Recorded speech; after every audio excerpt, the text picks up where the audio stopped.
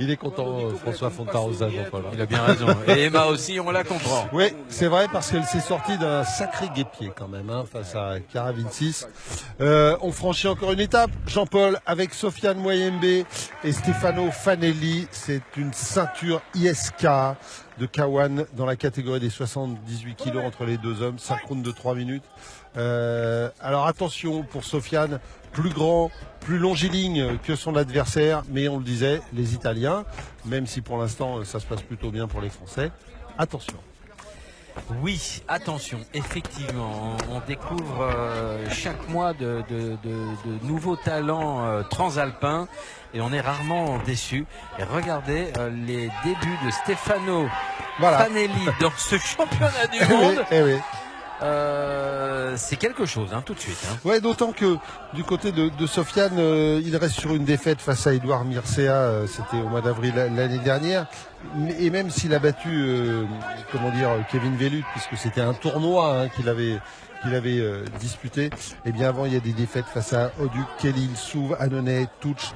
Enfin voilà, ça fait beaucoup de oui, d'ailleurs, on se demande même comment l'ISK peut proposer un championnat du monde à un boxeur, même si on en pense beaucoup de bien, évidemment, de Sofiane, on l'aime bien, mais comment on peut proposer un championnat du monde à un boxeur qui, depuis 2013, a eu que des défaites, sauf une victoire. Moi, voilà. Bon, ça participe de ce que l'on disait tout à l'heure. Exactement. Le problème de reconnaissance de nos sports, il est évident que le grand public ne peut pas s'y retrouver. Avec un Sofiane qui n'apparaît surtout pas non plus dans le classement. Absolument pas. Dans le classement des infos du Fight. Alors, de Fight Info. Il est dans le classement ISK, oui, d'accord, et ça n'a aucun sens. Ouais. Ça n'a aucun sens et c'est dommage. Et surtout que l'on voit là, on voit bien. Regardez.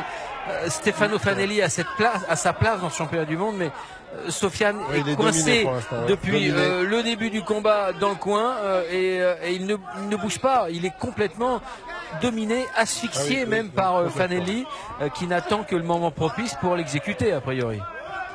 Ouais, puis alors il enchaîne bien, hein. Crochet du droit, low kick du gauche, crochet du gauche, low kick du droit, il n'oublie rien. Dès qu'il bouge sur la gauche, il prend le crochet du droit. Dès qu'il bouge sur la droite, il prend le low kick gauche. Voilà.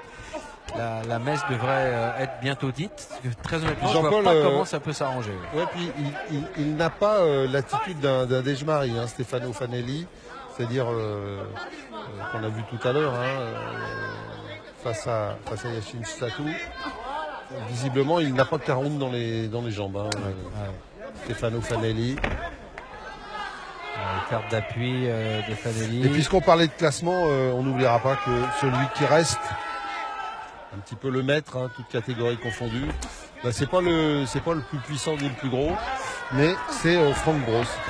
57 kilos qui domine ce classement Fight Info, qui reste vraiment au top de ce classement.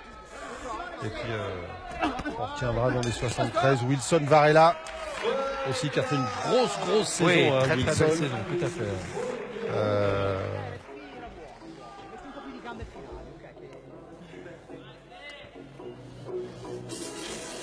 Et puis dans la catégorie des 80 kilos, un boxeur qu'on a beaucoup aimé quand on l'a vu, c'est Dylan Collin. Ah oui, vraiment, très bon Dylan Collin. On reverra avec plaisir. Voilà. Et puis un petit mot aussi particulier pour un boxeur qu'on a suivi un petit peu cette saison et qui nous a bien fait plaisir et qui a fait de bien beaux combats, c'est Romain Falandry dans les 86 kilos. Voilà, c'est vrai que Romain, on l'a vu 2 ou 3 fois cette saison, il a fait des très beaux combats et vraiment il s'est remis sur la marche avant, Romain, et on était content pour lui, vraiment. C'est un boxeur sympa qu'on aime bien. Enfin, ils sont tous sympas d'ailleurs, il y en a beaucoup de mais lui on l'aime bien, c'est vrai. Deuxième reprise entre Stefano Fanelli et Sofiane Mwayembe. Mwayembe, short bleu, bien évidemment. Oh là là, Fanelli, il a une droite.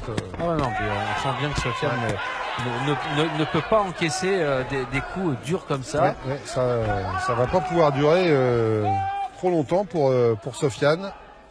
Alors bon, en même temps, quand on voit avec qui il se prépare, Fanelli, Zubko, qui est un boxeur du Glory, Yermano, qui lui aussi a été testé au Glory. Donc voilà, il y a du beau monde hein, dans son team Alacio. Ouais, de la qualité d'entraînement évidemment. Alors on espère que Sofiane va pouvoir réagir comme il vient de le faire. Qu'il voilà, il a décidé de se mettre à l'abri au début, laisser passer l'orage, pourquoi pas, mais difficile, hein. Ça paraît douteux quand même, vu la puissance de l'Italien en face et le peu de réponse du Français. Ouais. Même si là, regardez, il se réveille, Sofiane. C'est mieux. Bon. Et ça fait mal. Hein. Ouais, ça fait mal, oui, on voit bien. On se sent quand même un peu à la dérive. Hein. Oh là là. Oh la jambe, oui, il va être compté. On a vu la jambe qui a plié, Jean-Paul. C'est fini. Si c'est la jambe, il ne reviendra pas. Et puis on voit à son regard dans le coin. Ouais. Alors. Regardez. Ça fait mal. Dès qu'il va y retourner Stefano Fanelli, ça va être plié. Il reste plus d'une minute. Ça va être très compliqué pour Sofiane Ayembe. La jambe arrière. Et pourtant il essaye. C'est bien. Il est courageux. Il essaye. Ça fait mal encore. Ça fait mal. Oh là là. Ah, puis en bas ça frappe aussi. Pareil au corps. C'est la jambe droite de Sofiane Mwembe qui m'inquiète. Voilà. Ah, il a été fin, Stefano Fanelli, sur ce coup-là. Il a été malin. Il a été très malin.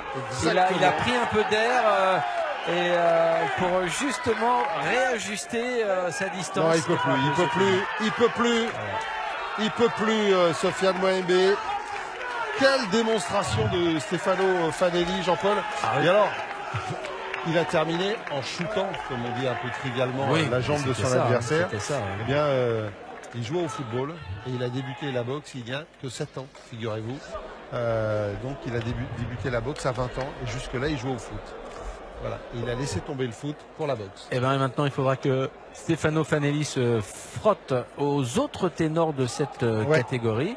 Et on en connaît, et des bons hein, en France, pas loin des 78 kilos. Il y a Johan Lidon hein, aussi qui est là. Il y a Johan Lidon, Dylan Collin, il y a Cédric Doumbé, Arthur Serron, Cara Bournali, Cyril Benzaken, Vincent Delguera. Voilà. Il y a du monde. Exactement. Voilà donc la décision, Jean-Paul. Et puis nous, on va se retrouver avec celui qui nous a quand même drôlement inquiété, mais régalé. C'est Yacine Chtatou. Exactement. Qui va venir nous rejoindre.